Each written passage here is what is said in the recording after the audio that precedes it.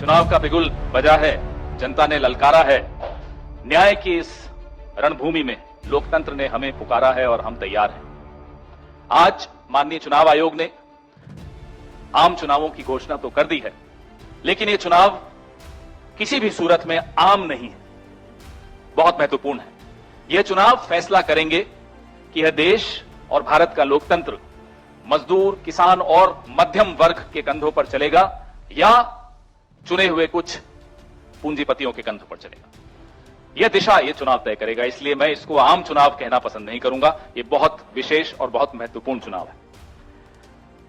इससे तय होगा कि देश बाबा साहब के संविधान पर चलेगा या एक तानाशाह के गुणगान पर चलेगा। इसलिए यह आम चुनाव नहीं है, यह खास चुनाव है।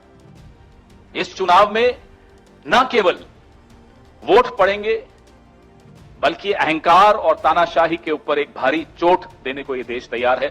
इस चुनाव की इंतजार यह देश पिछले कई वक्त से कर रहा था। 10 साल में और खास तौर पे पिछले 5 साल में संविधान और लोकतंत्र की ऐसी कोई मर्यादा नहीं बची जिसको भारतीय जनता पार्टी ने तार-तार नहीं किया।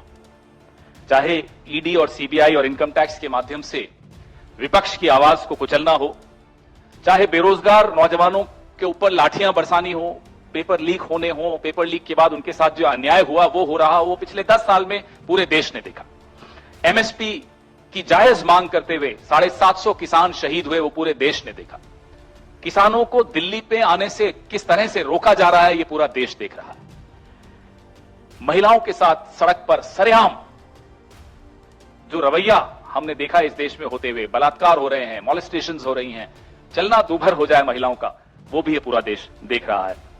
मणिपुर से लेकर और महाराष्ट्र तक जो कोई वर्ग ऐसा बचा हो जिस पर अत्याचार न हो, हमें ऐसा नहीं लगता कि ऐसा कोई वर्ग बचा होगा।